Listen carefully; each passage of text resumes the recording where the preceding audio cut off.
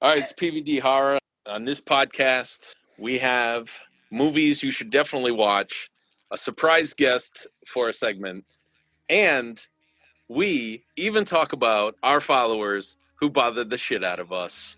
Wait till you hear that. Hey, what's up, everybody? This is Dave. This is Joshua. And this is Brandin. You're now tuned in to PVD Horror. You're now tuned in to PVD Horror. This is Dallas Jackson, the writer-director of Thriller on Netflix. Welcome to Sudden Death on Netflix, and you're listening to the PVD Horror Podcast.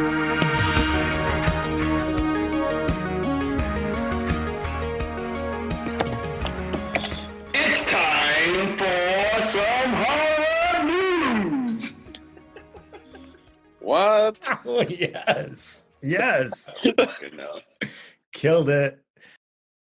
This week in horror news, our buddies over at Womp Stomp Films had released a new ghost cut of Never Hike Alone. I think it's around like 82 minutes with some new scenes, some more footage of some uncut stuff, directors, behind the scenes stuff. Some extra nudes. Yeah. So that'll be cool. You can check that out on YouTube now. That's streaming. If you're a big fan of the whole Womp Stomp series, I'm pretty sure they have more stuff to come with that whole anthology of Friday the 13th coming out. So if you haven't checked that out, do so now. Head over to YouTube, check it out. Do you think his parents are in it? I don't know. Maybe. It's only scenes. It's only scenes with his parents. Actually, I think it's all added footage. I think it was footage from our event over at Revival. It's just the video footage of his parents watching the film that he's added to the beginning and end of the film. Next, we have Shudder. Some news from Shudder. We have Joe Bob Saves Christmas. That's set for December 11th. And like we talked about last time, we just talked about his October special. And we kind of broke down like some films that we thought would be, that he'll show, So what do you guys think that he'll show for like a Christmas special? Oh man, Santa Jaws. Santa Jaws. Christmas sleigh. No, what is it? Santa sleigh. Santa sleigh. Yeah, maybe he'll do that. With Goldberg. Yep. So yeah, I think that's one of the top picks that a lot of people want, but kind of looking at the catalog of Shudder and everything like that, we might get like Better Watch Out or something like that. Yeah, I bet. I actually, looking at what they did with putting Haunt in there, I wouldn't be surprised if they did Better Watch Out. And then if they do a third one, I wouldn't. I also am thinking Silent Night, Bloody Night. Yeah. The 70s film. I wouldn't be surprised if he did that. I could totally picture him doing a 70s film. They need to do something original. Do like Krampus versus the Vikings or something. Oh yeah, that came out last year, right? I subjected myself to a couple of those Krampus movies last year, I think, and I got them all on DVD. Wow. Hey, did you like that Krampus movie that came out a few years ago? Like the mainstream Krampus movie? Yeah, did you like that? Actually, I think it was me and you that used to talk about that, but it was when I first watched it, I didn't like it, and then I ended up watching it again, and then I was like, I got like a whole new appreciation for it, and now it's like one of those ones I think I watch every year. I think, I don't know. I think I have to probably run it back because I watched it like one time, and I'm just like, fuck this movie. Not a fan. No, that's how I felt the first time too. And it's kind of like the same thing because. Like me and you talked about, like, remember we seen You're Next? Oh yeah. And the first time we watched it was just like, whatever. And then I had to watch that film again to kind of like it. So it was just like maybe this year I'll play Krampus, see what it's about, try it again. We'll see. I mean, if you watch it as kind of like a horror comedy, and you kind of just like. I don't know. I don't know. There's just when I watched it the second time, I saw it in like a totally different light, and I actually appreciated it. I thought it was kind of fun. So I don't know. Yeah. Maybe Joe Bob will do Krampus. Who knows? So, Mr. Joey Bizzles, if you're listening, show what we say. Joey Bizzle saves Crizzles. Hey, so Brandin, this past weekend was Friday the 13th, and before we started this, Josh reminded me of the great times I missed. So you guys want to talk about what we as a group, collective group, minus me, did on Friday? Yeah, you definitely missed a good time.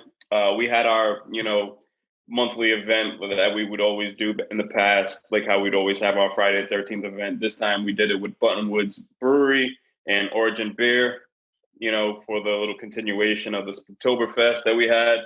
And we were able to put our, mainstream followers' choice of the week, kind of giving the fans their choice of picking the film that we were going to show for the event. And it came down to Friday the 13th, New Blood versus The New Beginning.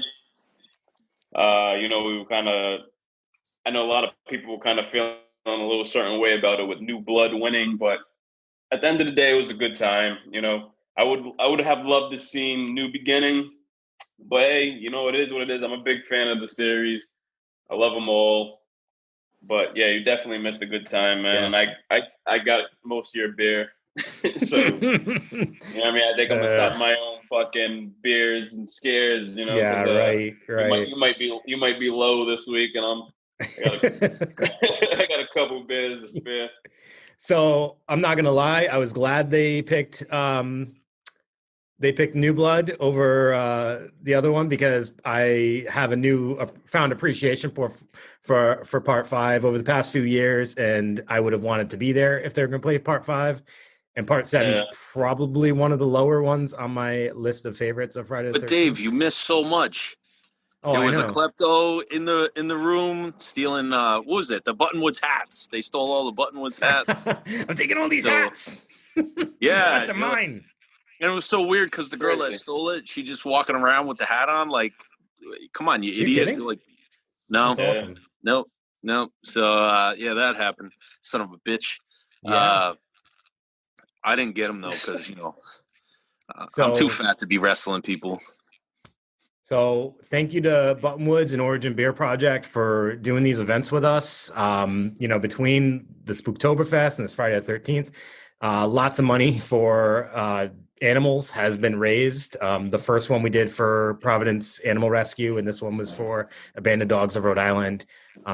So some great causes. I missed both of those events because I've been in quarantine while you motherfuckers are going out there and having a good time. So I hope you enjoyed all that. But hopefully there'll be another one soon that I can finally attend. Yeah. I can't be mad. I'm glad. It's a good cause.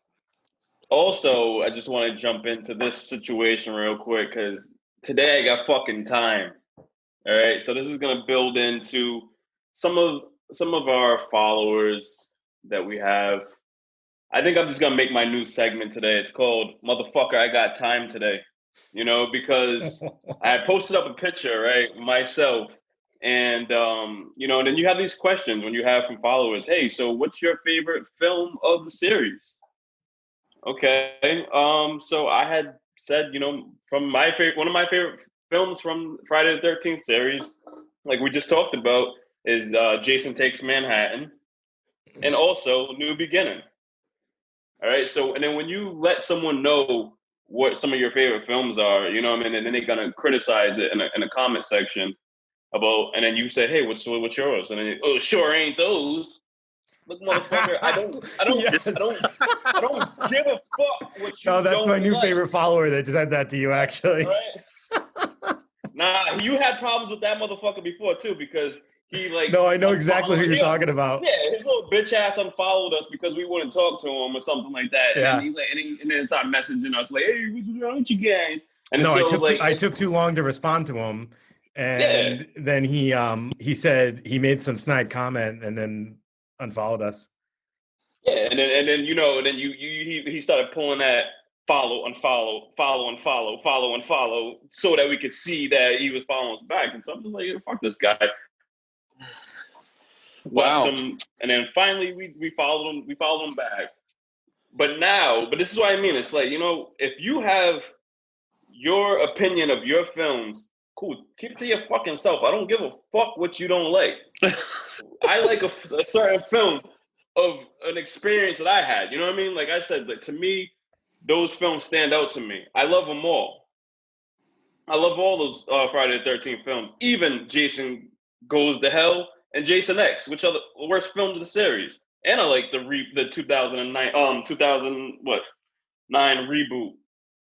You know, I just noticed that not only did this guy, he also ended it with like, kind of like a rock sign. So he's, sounded like he was a little lighter. But then this other dude writes, seriously? Those are your favorites? What are you, seriously? Wow, dude. What? You fucking like New Beginning in fucking Manhattan? Do you even like horror? Problem, dude. See, and you guys were bashing me because I took all the social media off my phone. There you go. No, I am still gonna bash you about that. I fucking you run a horror page, dude. How many times do you guys text me and so this guy said something? I'm like, tell him to fuck off. Like the end of the story. I don't give a shit what you say. I don't give a shit what you think. I don't care what you say. I like what I like. If you don't like it, go fucking make your own fucking page. Yeah. Make your own podcast.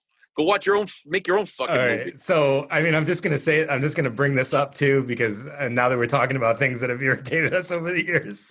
Do you remember that time I made those graves for my front yard for Halloween? Yeah. And I made the Carrie White one, and the guy's like, that's Carrie White from the remake. Are you serious? Like, well, there was no grave in the original. It was a for sale sign of a property. So sorry, dude. And then I lost it on that, dude. But yeah, we should have a disclaimer right now. Like, we try to be like straight up, like cool with people about things, but it's like, yo, when you come to a certain point and you start kind of like disrespecting us, like, don't get fucking caught up. Like, we're not regular people either. You know what I mean? Like, sometimes I just get caught up with certain people because it's just like, you look at their page and it's like, dude, go do something with yourself. Like, you know what I mean? Like, we do this shit for fun. Like honestly, at the end of the day, like me, myself, Dave, and Josh, we all have jobs that are really stressful. You know, I'm a behavioral therapist. Like, this is like a certain way. This is our like, you know what I mean? Our outlet at life with other shit that we have going on. We enjoy films. Just because we don't like the films that you like, or if you don't like the film I like, I don't care. Like, I don't like a lot of Josh's films, but I'm not, like, we're cool, but I'm not gonna say, dude, seriously? You fucking like that fucking Santa Jones, dude? Fucking Rocky, you watch Santa Jones, dude? All right, so that wraps up horror news for this week. Next, we got Josh with his segment. Yeah, man, that brings us to Books of the Week. Dude, that was awesome. Was that all right? Dude, that was super intense, and I loved it. I blew my voice out a little bit screaming at the fucking Giants yesterday, so. That's a lot better than mine. I think I sang Jennifer Lopez last time I did it. Yeah, let's never do that again. So, yeah, never again. We got, in case you don't know, that was Aron Beauregard from the Evil Examined podcast, also writer of such fine books as Scary Bastard, Try the New Candy, Pizza Face, and many, many others. So, don't feel bad, Aron. We're not going to interview you this time, but that's coming up hopefully soon. But I just wanted to bring you on for the books of the week that I did. And the first one was one that you had a little story about, and that was Clown in a Cornfield by Adam Caesar. And just real quick, it was, Midwestern, like Midwest. Out in the Midwest, kids in a cornfield, obviously, they go for a party, new kid in town, and she's out hanging with these new kids. They're kind of trouble. One of the kids' sisters died, so everybody in the town hates the kids.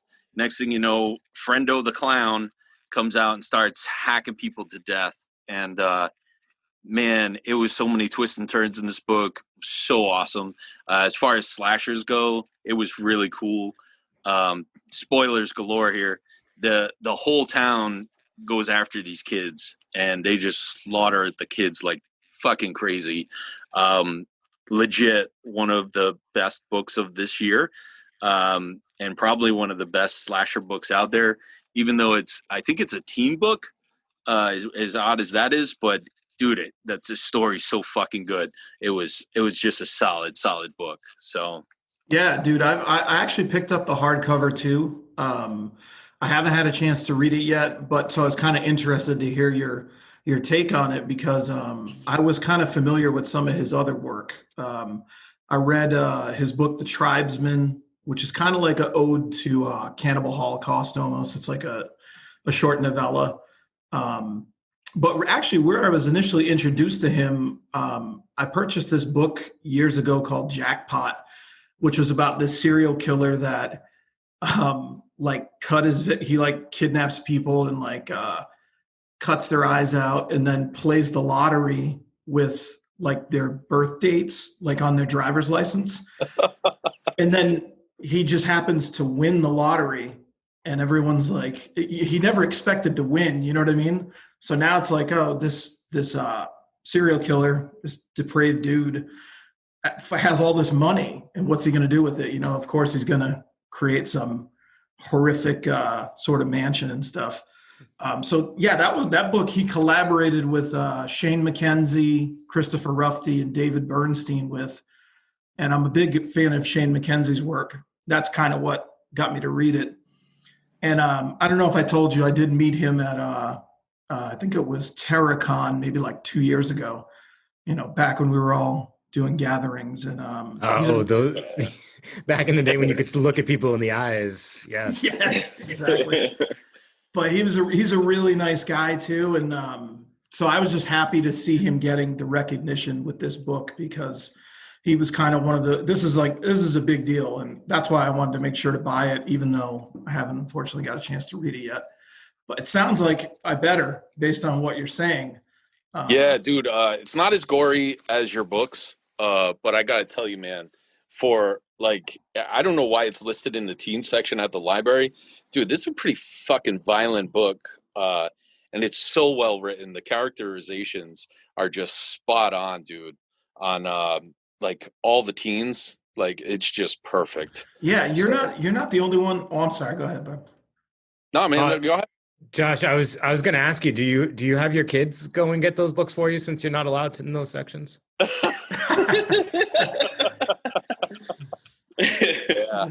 Yeah, it's funny. I walk in and our library is connected to the town hall, and they're like, "Oh, he's fucking guy again."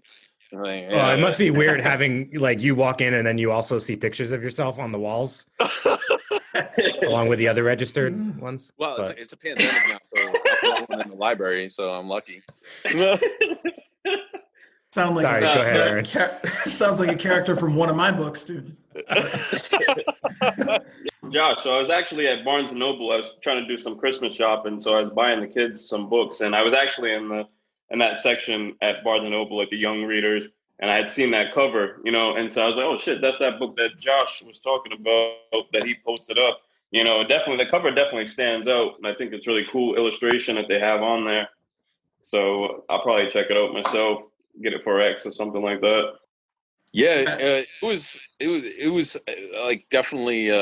I think Xavier he'll really like it because he likes those slasher films. So yeah, Josh, you weren't the only one to say that about the young adult stuff too. I've heard a lot of other people being like apprehensive, sort of, to buy it because of that. And I don't know.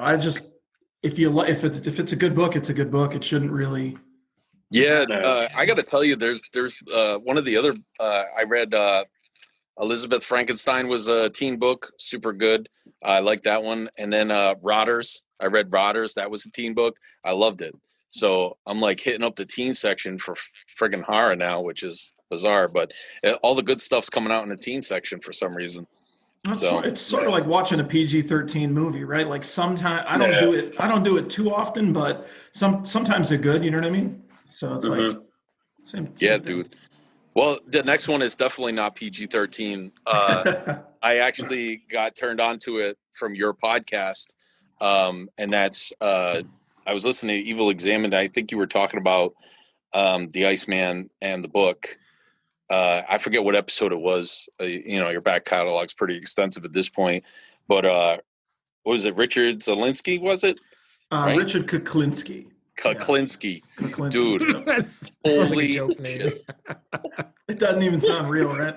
And it's like He's doesn't. disguising his own name. But It's like Joe Hill. Your name's not Joe Hill. But so I'm that Joe was Show. the killer. But the guy that wrote the book was Philip Carlo. So the Kuklinski was the guy that was the killer, and he got the nickname the Iceman. Dude, this book was insane. Like I'm thinking to myself, how did this guy kill so many people and get away with it? It was like started off in his childhood, and he killed the town bully, and then it just went from there. And then he became a professional hitman and like tied people up so rats would eat them. Lit a guy's balls on fire, dude. I was like clutching my balls as I was reading it. Burned a guy's balls off. I hope you weren't in the library when you were doing that. That's why I'm not allowed back. Wait a minute, Josh. So did you get the Audible book? Because I know you can't read. So I'm sitting in my library. You son of Yeah, I know. Actually, I think Max reads the books too. I don't want to read this to you tonight, Dad. You don't have a choice. DCYF's calling me. Thanks a lot, guys. Yeah. So any thoughts on? Obviously, every time I do a book of the week, you two fools never We book. So ruin it. making fun of me. We ruined this clowning them. segment. That's great. Aaron, you have no. Every week, I'm like, oh, you guys read this? No, we don't read. Fucking guys. Awesome. But I do read. I just don't have a lot of time right now. But yeah, I Yeah, do that's the read. thing with me. It's like I don't have the time either. Sucks. Yeah, it's tough. It's kind of I even myself, like it's really hard. Like I want to read shit, but it's Yeah. like I'm also writing, so it's like it ends up. Yeah. And I'm like a real slow reader too. On top of it, so Dude, that's I'm my so- issue. Is I'm I'm the so slowest terrible. reader in Like- life. And that's why I find it hard to believe that Josh is knocking all these books out, man. I know some Oh, people just read really fast. It's a skill. I think. I don't know. yeah. Yeah. So believe it or not, I learned how to read when I was like 19, and I had like a 6th grade reading education. So then when I was like 30, I took a reading course with a guy. Maybe I was 35. He taught me like how to break down words so I could read faster. And ever since then, man, 100 books a year. There you go. Yeah, make time for it, because and then of course, like I started out with really weird stuff, like I was reading books on ponies just to like read a book, and then I just started reading everything, and that of course horror, like I didn't even realize horror was a genre, and I was like, oh my god, look at this. And dude, now I do a book of the week because I read so many books. Now So- look at Yeah, I you, think man. it's You've been showing off reading ever since, dude. rainbow, reading rainbow. No, so I think it's definitely hard for like reading. I have to really be into the book, and so a lot of books that I read are usually about like the Mexican cartel and shit, Like once you're in there, you get like stuck and you're like, shit, I gotta read this. And then like some books I just get lost, and it's just like, fuck it, can't. Well, I think that this one, like in particular too, if you were going to read a book, this would probably be your style, because it doesn't even seem real. Like it's just so violent, and the things are really creative in it. And I'm the same way. Like true crime, it draws me in. And I think one of the other things with this too, Josh, was that they called him the Iceman because he used to freeze their dead bodies and then let them thaw out like months or years later to confuse the time of death. So that's how he wasn't getting caught for all these murders. And like you said, there's also another character in the book. I think it's Mr. Softy. The ice cream man? Yeah, he's a hitman who drives an ice cream truck. This is real life, bro. And he drives around like little remote control cars with bombs on them and like blows people's cars up. And they become friends, like, because they both are killer. Like he notices that he's a killer, and then they befriend each other. And he kind of teaches him how to do things cleaner, as Kuklinski puts it. And if you guys have any listeners that aren't really big fans of reading, there's a film adaptation of this starring Michael Shannon. The movie's not amazing, just because the book is so incredibly violent. But it's worth a watch. And then there's also the HBO, the Iceman tapes, which was, and you can even watch the Iceman tapes on YouTube for free. But it was just Kuklinski set up in front of a camera, and he's just going over like all the most fucked up things he's done. That's pretty much it, and it's cool. It's fascinating. Yeah, it was so good wild. They made a second season. Yeah, there was a couple of them, right? I picked them up for like a couple bucks at a store not that long ago. Brandin, I would highly recommend this. Yeah, as you kind of talk about like the ice cream and everything like that, it kind of sounds like the first season of Dexter.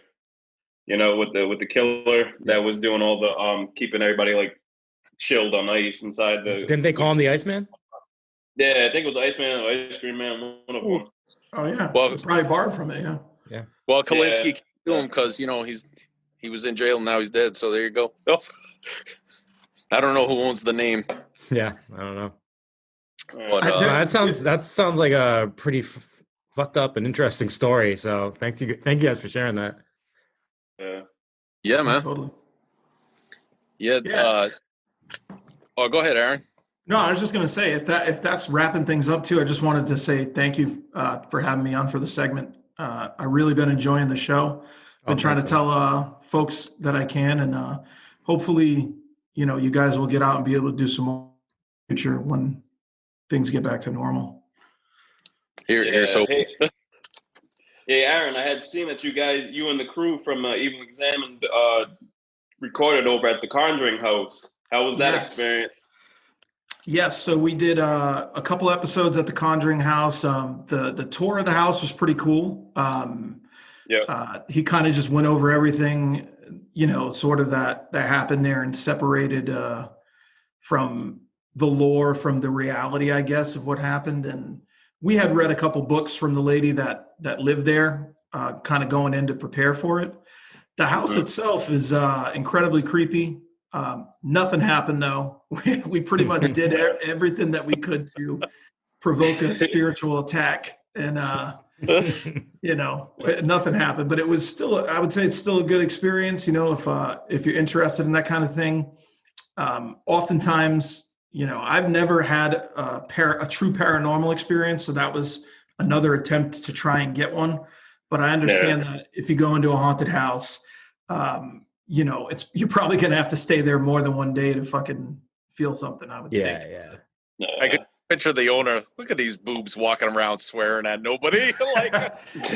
Well, dude, give us your money. It's very much set up like a horror movie, though, because the dude has the whole place is with cameras, and he sleeps in the barn with his wife. It's like, it's like so you're on camera the whole time, which feels kind of creepy.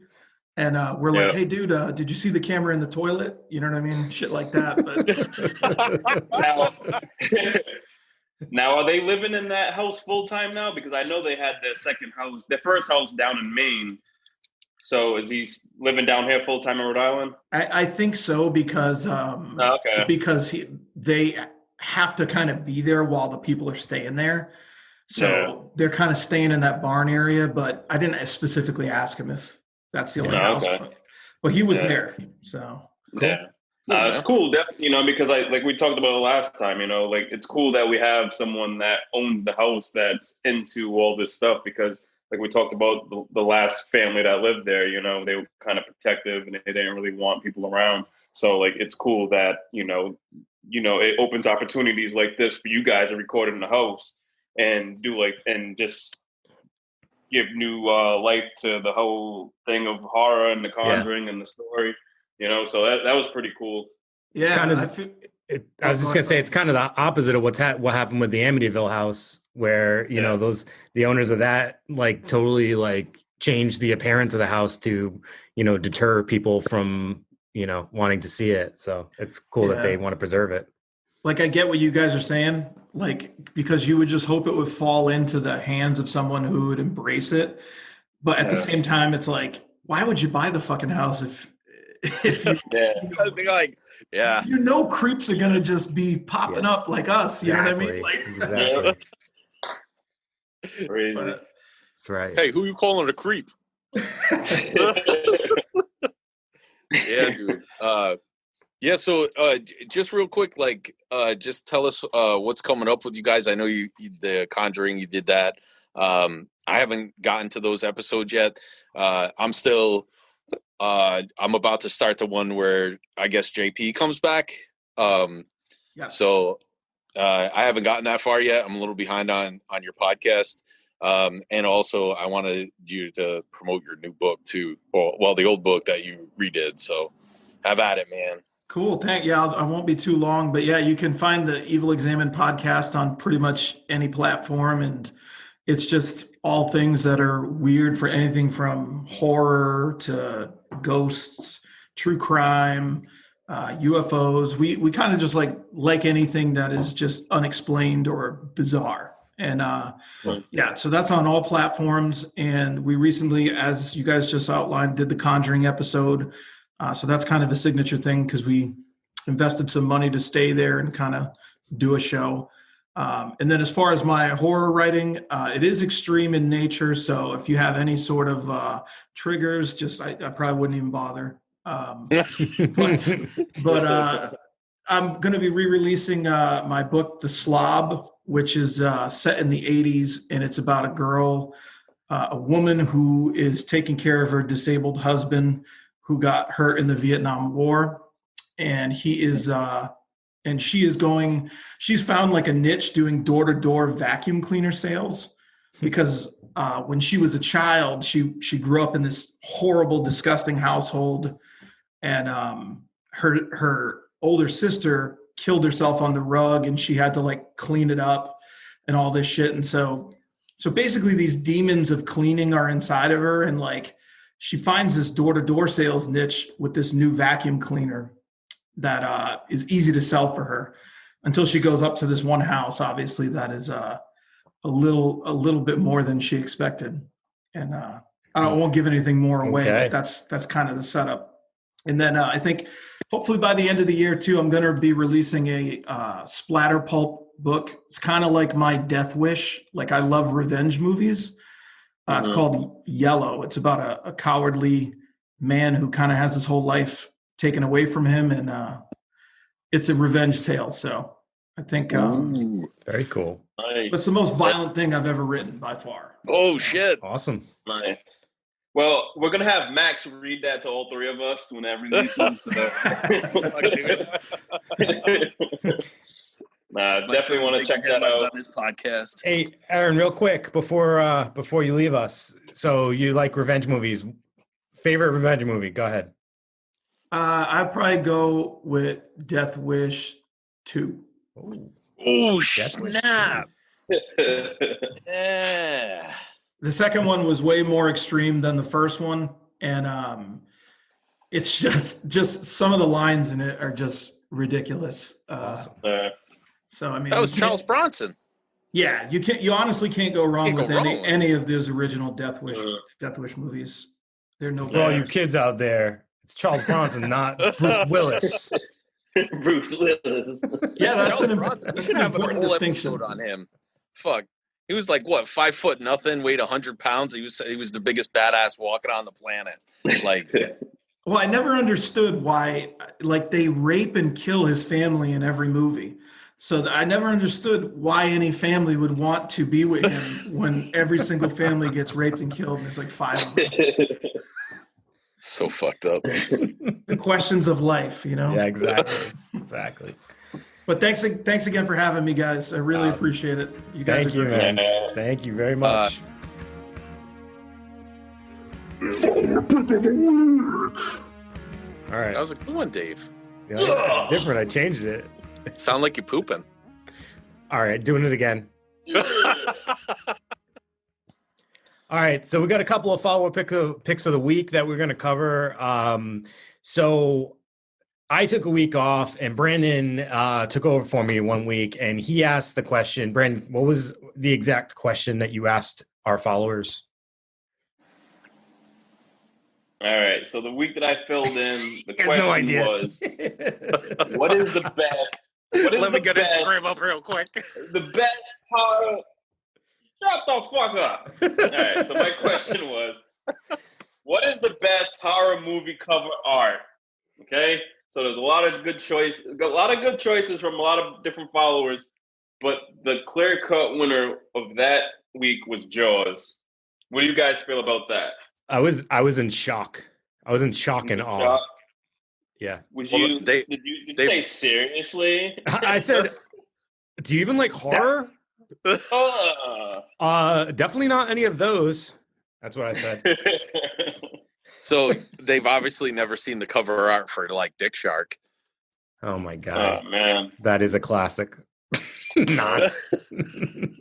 But I see where they're coming from. You know, I got the Jaws tattoo on my my right leg.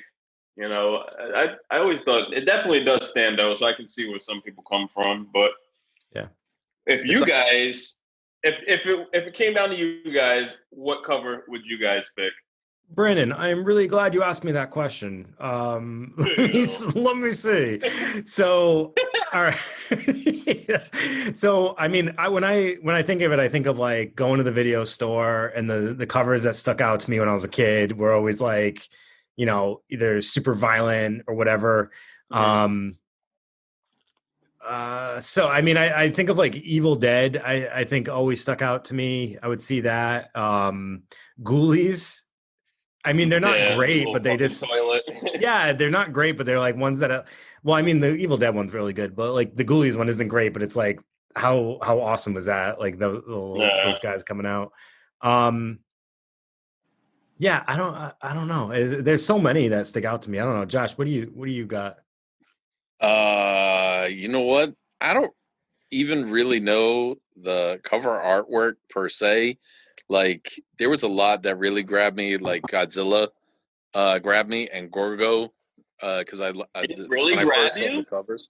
What? I said, did it really grab you? Oh, it did. You don't even like horror, bro. Yeah. So for me, 976 Evil, the cover art for that stood out to me. I really like. Oh, yeah, with the hand. Oh, that was the second one, right? Yeah. No, yeah. The first one is when the little guy has a door open and like everyone's like face, all the monsters are just like in the doorway. So that definitely stuck out to me. Slaughter High was another one of mine, and Return to what is it? Return to Horror High or something, where it's like the cheerleader skeleton. That one always stuck out to me. So Hereditary didn't stick out to you? Or Midsummer? That didn't stick out to you, Midsummer? How about I Was a Teenage Wereskunk? That cover was pretty awesome. Yeah, Josh, go F yourself, dude. So anyways. All right, and then, so yeah, they picked Jaws. Awesome. Great, good job, everyone. All right, and our next one was we asked you, the followers, the scariest horror film ever seen in life, and they picked The Exorcist, because that probably is the scariest movie ever made, in my opinion, as well. Even if I don't find it that scary, I would say it's kind of scary. No? Think so? All right. If I were growing up when this came out, I would probably have been terrified. I'm not going to lie. I think it was probably terrifying at the time. The same way, I don't understand how anyone finds Jaws terrifying, but yet that always gets votes. So I think it comes out, it's about time, the time that it came out. Yeah, it was definitely funny because, I ran The Exorcist back a couple months ago. Me and Ava watched it. Yeah. And so she's 9 years old. So, like, just like we talked about, like, with us growing up, The Exorcist was one of the scariest movies. And so I'm sitting there watching this with my daughter that's seeing all these films that's coming out, like, recently and everything like that. And she was just sitting there just like, this movie sucks. Really? Like, she didn't even like it? No. No, not at all.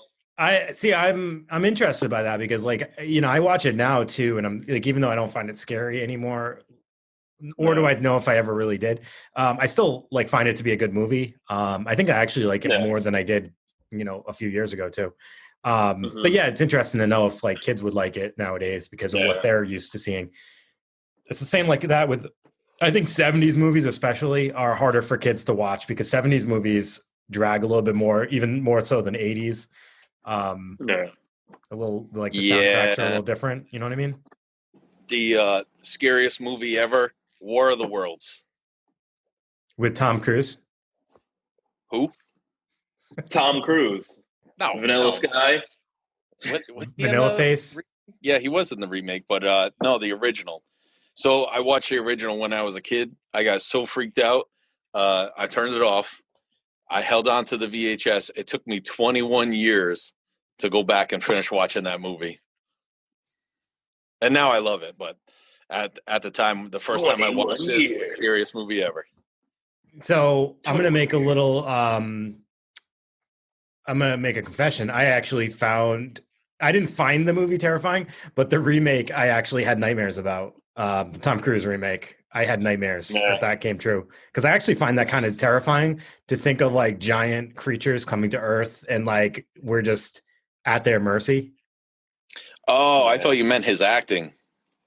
I think it was a little of both. Come on, I thought the remake was actually pretty good. I don't know, whatever. You know what? My son loves the remake, so I can't knock it. It was well done. Like it was good. So next, All right. So that concludes follower pick of the week, and we are going to move on to Sunday night streams. No, you should do Cookie Monster voice. Sunday night streams. Perfect. Fuck. Perfect. All right. Yeah. So that brings us to Sunday night streams. So for my pick of Sunday night streams, not this past weekend, but the weekend before, I picked to watch the 1992 Canadian horror film Prom Night 4, Deliver Us from Evil. Seriously? So, yeah, you know what? I watched this film and I can't say I hated it and I can't say I liked it. It kind of just existed in my life. So it was a little bit of both at different times of the movie. At some points I was like, oh, this is kind of cool. Some points I was like, oh, this kind of sucks. But it was overall, it just kind of existed. Like I said, I definitely would check it out if you're interested in movies that have nothing to do with the originals. Because this literally had nothing to do with the first one for sure. The second one with was it Mary Lou? Didn't have anything to do with her.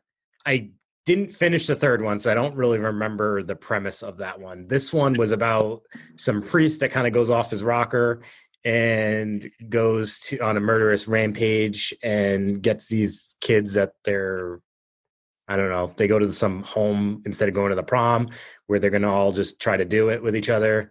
And he attacks them there. So overall, can't super recommend it, but it's definitely, something to watch if you're looking for a good movie to stream just for some shits and giggles. And I believe I saw it on Amazon Prime. Nice. Either you guys seen Prom Night 4? No takers?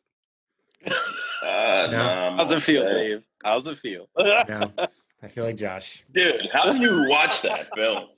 Did you just watch the first Brandin, one only? I'm actually I'm shocked at you, sir, because you like prom night movies and you love proms. So I thought you. I didn't even go to my prom. I didn't even go to prom. And that's why you love them, because shit? you for that, like, you wish you had attended your own prom. Every night I you didn't cried. go to prom either? Why didn't I go?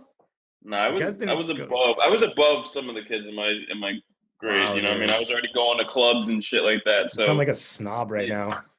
Jeez. Definitely, dude. I was at home watching New Beginning and fucking Jason Takes Manhattan, dude. That's why it was so close to my heart. And I had a tuxedo on, just with holding the VHS covers. Fuck the prom, dude. I was in jail for terrorist activities at that time. Yeah. Prom was a good time, man. Prom was a good time. That's all I'm gonna say. Yeah. So anyway, that brings me to my pick. Tucker and Dale versus Evil. Best horror film ever. Hysterical. If you guys haven't seen it, hysterical. So the story's like these two hillbillies, and they get attacked by a group of like preppy kids, but it's really funny. They're on vacation, and like everything that happens is circumstantial. Like this kid runs at him because he thinks he's attacking somebody and jumps at him, and he just ducks to get wood, and he ends up in the wood chipper. And then all the other college kids watch it, and they think these two like wild hicks are killing all the kids. And they turn around and they look, and here's a wild hick like and there's a kid in a wood chipper. Great fucking film, and super bloody, like over the top gore. It was so hysterical, so well done. That's all I got for that. You guys see it? It's so good, so good. So good. I have not. That's been on my list for a very long time to check out, and for one reason or another, I have not seen it yet. And it sounds like I will probably watch it soon because that's a glowing review right there, sir. Yeah, I checked out Tucker versus Dale. It's a cool little spoof comedy horror ride. You know, I thought it was really cool. You know, the kills were cool. You know, the acting. I think that's what it was kind of meant for. It kind of be kind of cheesy, but I definitely enjoyed it. Dave, you should definitely check it out. I think it's on what is it on Netflix or Prime? I think it's on Tubi too. Yeah, I think it's on a couple of things. I know it's on YouTube if you buy it, and I think it's also on Amazon. So yeah. So anyway, that was it. Cool, man. Oh, then it's me. Oh, I should do what is it? Phil Collins. It's so bad, it's good. Oh yeah. No, you shouldn't do that. Actually, can you take it back? Oh yeah. Wait, what song is that even supposed to be? What? That's coming in there tonight, dude. Come on, like it sounds like I'm coming in your ear tonight. You want me to do it again? No. Yeah, I think that's a no, sir. All right. Well, fuck you, good night. I don't care what you like. You don't even horror, bro. Seriously? So the first pick I did for So Bad It's Good was the 1983 legendary Sledgehammer. So this film holds a little place in my heart. It was like the first shot on VHS horror movie in 1983. I'm sure somebody will fact check that. I'm not 100%, but I'm pretty sure it's the first. And it's just fucking great. These kids it starts off with this little kid and his parents are abusing him. They lock him in a closet. He gets a sledgehammer and fucks him up. Then it doesn't explain why, but these kids go to the house and apparently he's a ghost. So he must have died in the house. I don't know. And it's weird because he grows. Like he's a kid, then he's a 7-foot adult, then he's a kid, then he's a 7-foot adult. And he just kills everybody with a sledgehammer. It's very slasher-esque with the sledgehammer and also paranormal at the same time. Like he can walk through walls and like it's really messed up. It's messed up. And like the big huge guys get killed. Like, oh, he's like, oh, boom, done. But then the little girl that's in it, 100-pound girl fights him and gets away numerous times. So I'm like, wait a minute, how's the meathead, who is obviously a fighter, get killed in 10 seconds, but the little girl can beat the shit out of him numerous times and get away?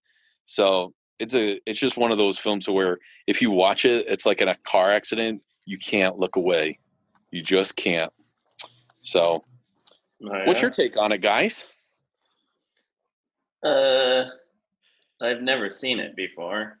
I didn't know that was a movie. All right, so that brings me to my next.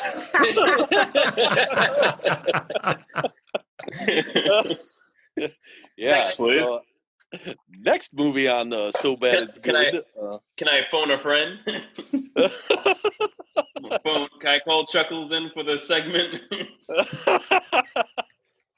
dude, you know how many movies I make my brother sit through the past 40 years? Holy crap.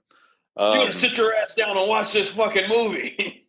Like this one. This is it came out in I think it's the 90s or 80s. I can't remember exactly when. But it got remade. So that's how good it was. The guy that remade it, it's called The Lift, and it's a German film. And it's about an elevator that kills people. So it sounds really stupid. However, it really touches on AI, like they made organic wiring or organic chips.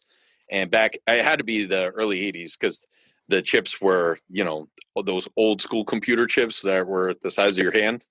And they made them organic, and the elevator got hit by lightning and came to life and just got pissed and started killing people left and right. So it sounds really stupid, but it's so well done. And I'm surprised no one gives it any credit. It was also remade with the remake queen of the United States, Naomi Watts. And Really? It was called The Shaft in, I think, the mid-90s. So it's even funnier because the guy who made it, the writer-director, his name is Dick Mass. So Dick Mass made a movie called The Shaft. Nice. How about that? Yeah, there's some. Wait, I don't get it. Seriously? Can you explain this to me? Good. So here's a question: where in Naomi Watts' career, did she think it was a good idea to be like, "Hey, Dick Mash just called me. He wants me to be in a movie called The Shaft. I'm down."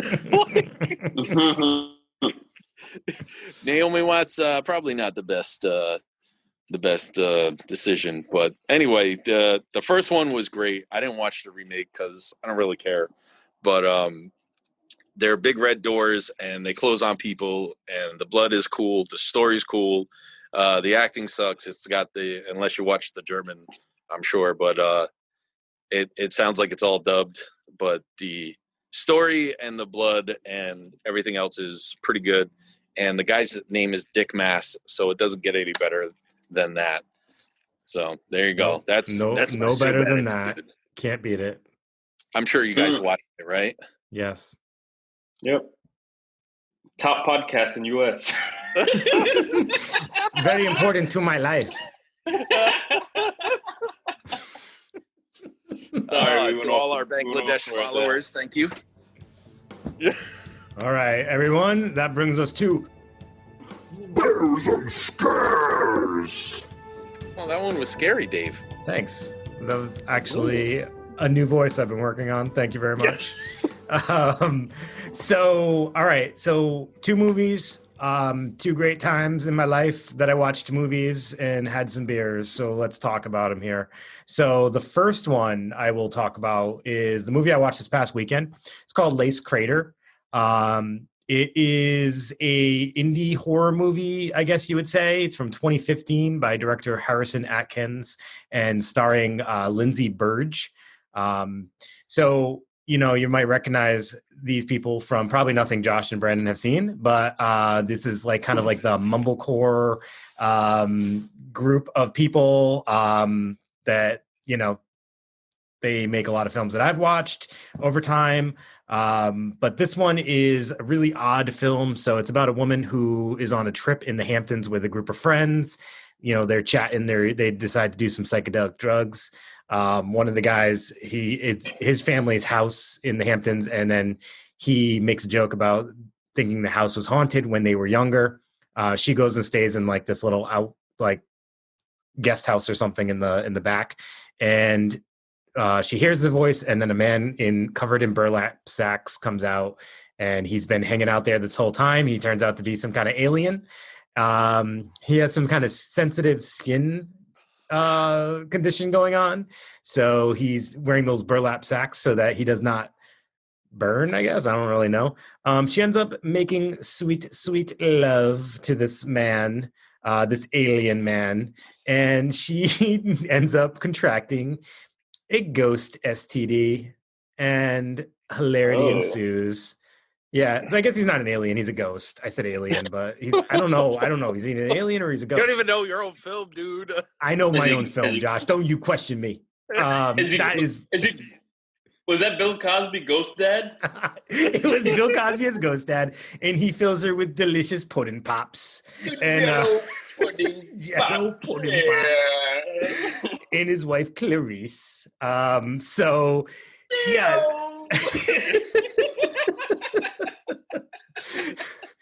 So, this movie, it takes this very odd turn and turns into like just a like body this podcast. Yeah, just like this podcast. Well, it turns into like a body horror film. She starts having like some odd things happen. She starts like waking up in these like gross sweats where she's covered in like ooze. Dude, that was bukkake. Oh, damn, dude, really? You didn't get that? Like, she wake up and she'd be like, and she's covered in semen. Yeah, I was like, man. What the fuck is this, Dave? Yeah. You ruined my segment, Josh. Oh, sorry. You've tainted my segment. All right. Anyways. So where did we go from here? All right, so I'm gonna wrap this one up. She's bleeding and all this crazy stuff happens. Everyone thinks she's crazy. All of her friends stop wanting to hang out with her because they don't know what's going on with her. Basically, no one's trying to take time to understand this woman. This is a problem. You know what I'm saying, fellas? You guys getting it, right? No, you guys don't get it. Sad. All right, so decent movie to check out. Wasn't like super horror genre-ish, but it was definitely in the horror genre, I would say. But interesting if you like that kind of genre. Branch and Blade was the beer I was drinking. They're out of New Hampshire, Keene, New Hampshire. Born Sinner. It's an IPA. Fucking awesome beer. I loved it. I loved everything I had from Branch and Blade, so check them out if you guys have the chance.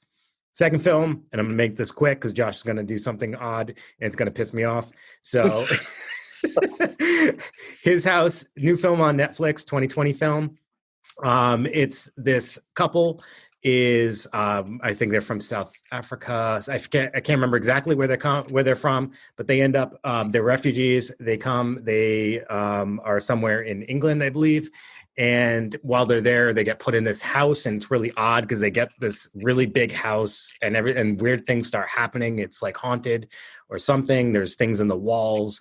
They're starting to get like suspicious. Like, why did we get this big space? The people there are super rude.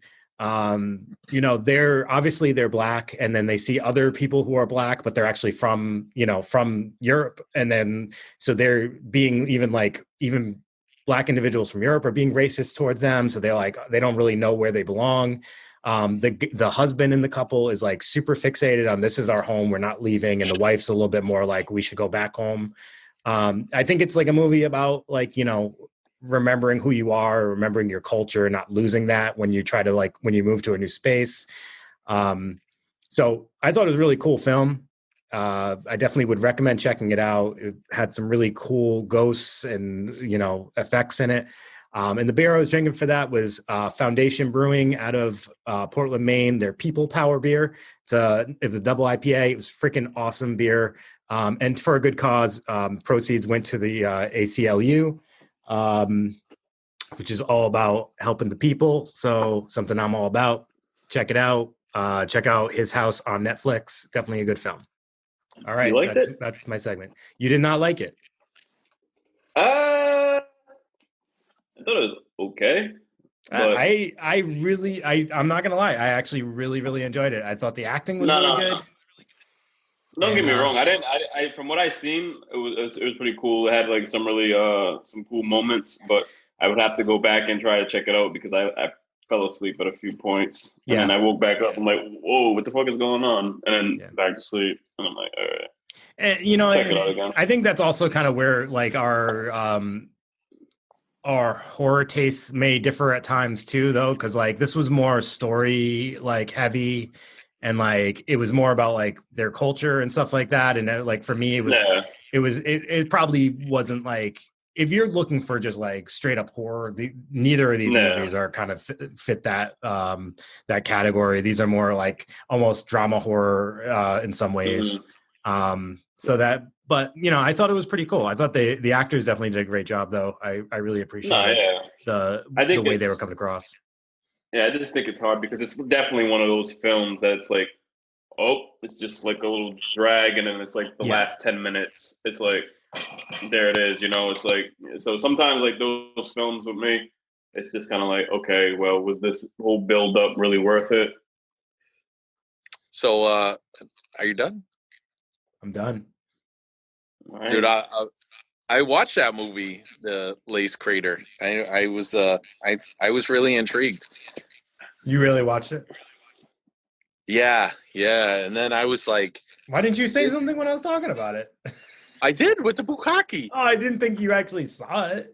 Because I watched it and I was like, oh my God, this is what Dave and Brandon go through when I recommend a movie and they actually watch it. You hated it? I was like, whew. So, yeah, I didn't get it. It didn't fit for me. Yeah. That was the like one of the first ones you've done where I was like, what the fuck is Dave thinking? This is like a whole like genre of horror.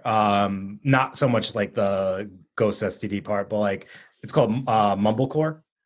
It's kind of like House of the Devil is like a little bit of like a part of that as well, but I think it also House of the Devil is a little bit more horror than the other ones. But there's this whole group of people that, like, a lot of the people that did VHS and stuff, it's like super like supposed to feel like authentic dialogue. It's like people hanging out a lot. It's but there's like this whole like non-horror version of mumblecore that's like movies like this. So I actually really like those movies, and I know most people don't, but that's why I kind of watched this one and other ones that I watched. I will say it was interesting. Next. Slept on Saturday.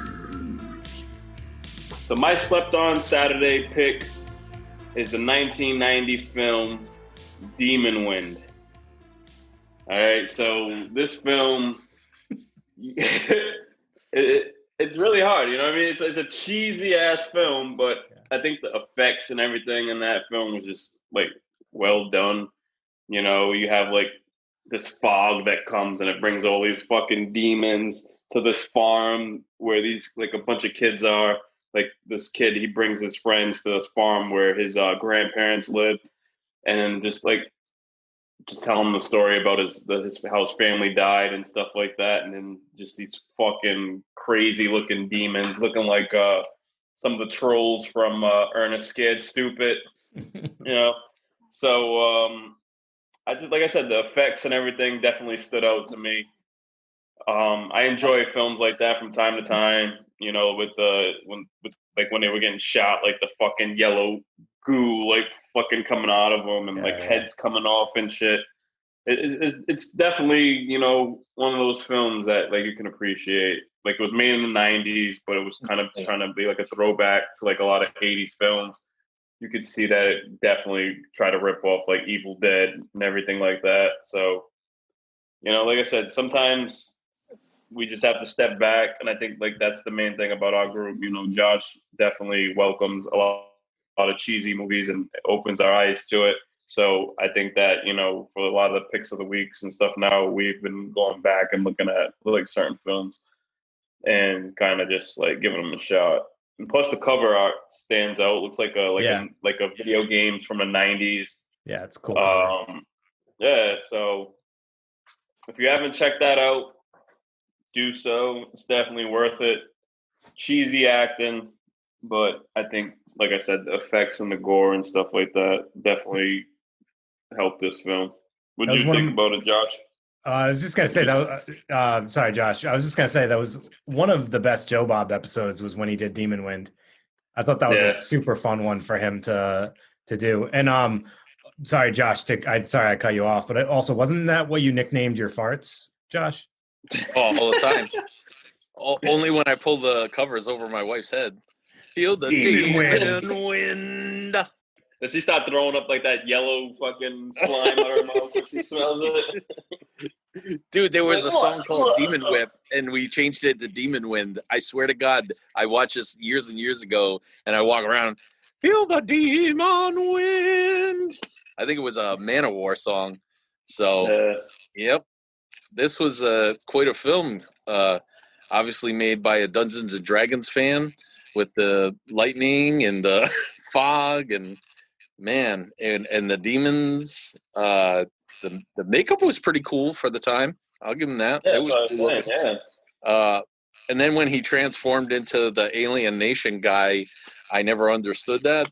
But I went with it like, yeah, sure, whatever.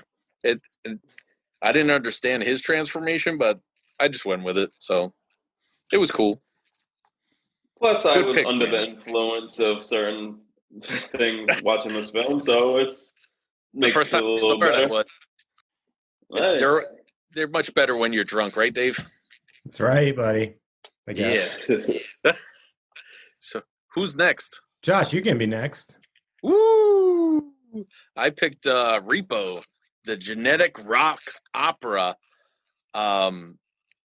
It's a musical about a guy who harvests organs. The rich people in the land sell these organs to people, and if they don't make payments, they go and take them back.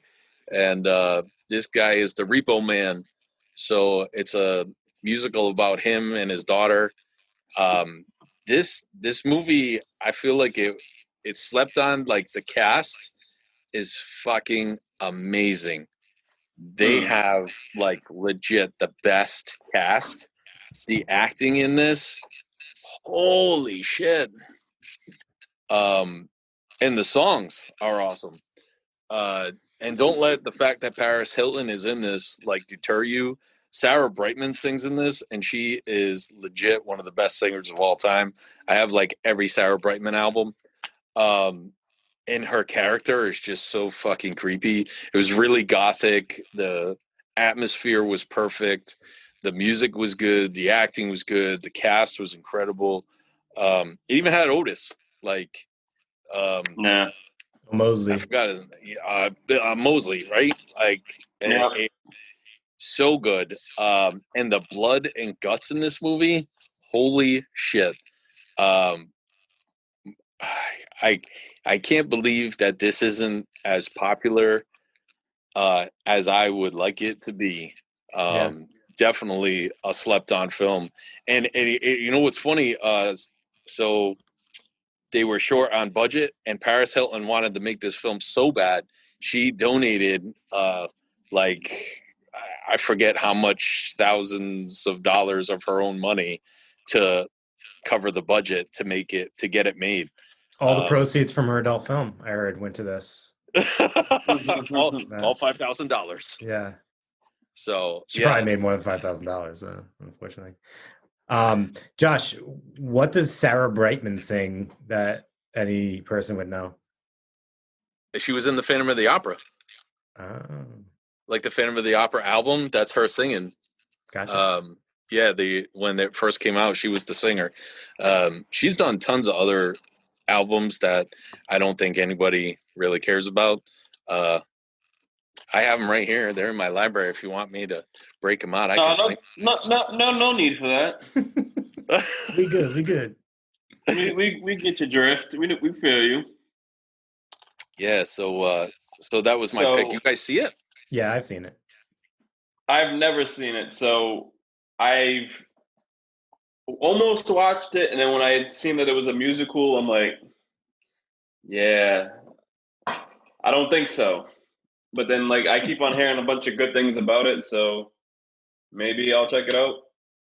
Yeah, I remember liking it at the time, but also like thinking at the same time like it wasn't something that I think I would watch a bunch of times. But I remember enjoying it.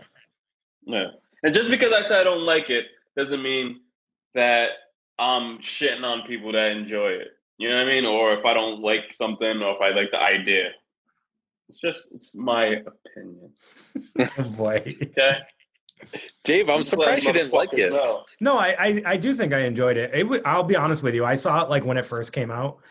or when it first went to DVD or whatever. So that was like quite a while ago. I really don't remember it too much. I mean, I remember the premise of it, but I don't remember like anything. You know what I mean? Like I don't remember. It was so I got zero beautiful. memory. Like it So was right up there beautiful. with the Life of Pi as far as cinematography goes. And we know you love pie. You leave my fatness out of this, Brandin. Didn't you make a variation of this this movie, Josh? And you like were trying to pitch it to local schools to do for like, and it was called Rapo, the genetic. Rapo. What the fuck? You guys will love this film. You guys are killing me. I'm not going to be able to go in the fucking streets. People like, All oh, right. there's Sorry, Josh. Just kidding. There he is. There he is. fucking Just guys. kidding. Cool, man. Cutting you out, Dave. Cutting you out. You're out of the will. You're not getting my Psycho Sisters VHS. No. Top podcast in US.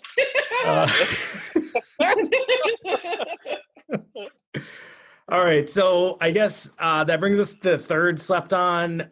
So I was not gonna bother doing this one for the episode, but then I was like, I really want to talk about this movie because I really liked it. So Witchboard was my pick a few weeks back. So it's from 1986, featuring the lovely actress Tawny Kitaen. So I saw this movie somewhat recently and I loved it. I actually was like, I can't believe I haven't seen this earlier. There's this Ouija board that they use and it summons an evil spirit, which is not what their intention was. And just like everybody just starts getting killed because of the spirit that they ended up summoning by accident. It's got a bunch of stereotypes in it, but overall it's just a good time. I think they made a sequel to it, but I can't find it anywhere. Do you guys know if that's true? Yes. I think there was a sequel, yeah. It is not available anywhere, so I'm hoping to at some point check out the sequel. But I hope you guys all check out Witchboard if you haven't seen it already, because I think people are gonna like this film a lot. If you haven't, like I said, if you haven't seen it already, I know it's not like an unknown film, but I think it's kind of one that people overlook for sure. Brandin, have you seen Witchboard? I have not finished it all. It was one of those films I had started, so I have to go back and finish it. But from what I've seen, it was definitely a cool movie. Yeah. And Josh, it's on Tubi. Yeah, it's on Tubi. I think it's even on Prime. It's definitely the first one streaming all over the place. Like I said, I just can't find the second one for some reason. There's actually like 3 of them. Is there? Yeah, I think I have the second one on VHS. I'll go through and look for it if you want to borrow. Cool. Yeah, absolutely. When you're off quarantine. This Friday, you buddy. can't touch my shit. This Friday. All right, so that is our Slept On Saturdays. That wraps up the podcast, guys. So now we're just going to do a couple of shout-outs. Big shout-out to Aron Beauregard for coming on with the Books of the Week. Real cool of him to do that. Shout-out to Buttonwoods and Origin for letting us do movie nights there. We raised some pretty good money for some little puppies. Shout out to Dave's Bukkake film. Always a pleasure, Dave. Always a pleasure. Shut up, dude. Oh, Is that homemade? My God, dude.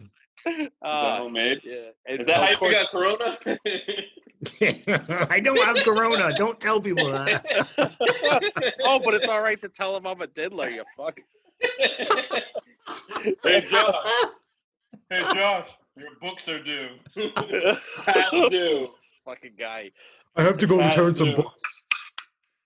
Josh, do you use somebody else's fucking library card when you go and get books and shit? Like, and you have like one of those fucking trench coats on and shit, little fucking hat hiding your face With nothing How on does this work? underneath.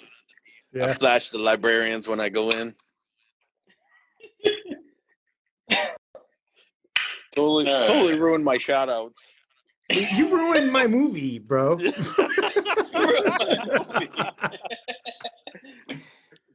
I'm gonna have them Yeah. on. I'm gonna have them on as guests, and you're gonna have to tell them to their face they made a bukkake film. And I would love. I'm gonna ask him. Was that a bukkake scene? no, it 'Cause was I not, bet he'll say Josh. yes. It was freaking ooze that oozing out of bukkake? her skin because she had a ghost STD. I thought the ghost bukkake'd out her while she was sleeping. All right. Anyways, we'll finish this off air because clearly nothing's getting solved here. Shout out Sick to of all the it. people who hate on Brandon's posts. Fuck you, people.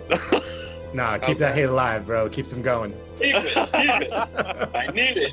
It fuels his fire. Keep it going. Hate on him. Motherfucker. All right, Yeah. guys. Thank you everybody for bearing with us, making it through this episode, torturing yourselves, listening to these fools. So rate, review, whatever, we would appreciate it. All right, everybody. This is Dave. This is Joshua. This is Brandon. Thanks for tuning in. And if you hate him, suck my dick. Have a good night. That's awesome.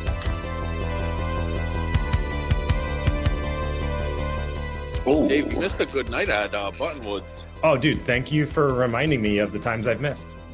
Oh, the quote of the night in the movie, I got a date with a soap on the roof. We got all the haters. We address all the haters. Fuck y'all. But we love y'all. Same time. We need y'all.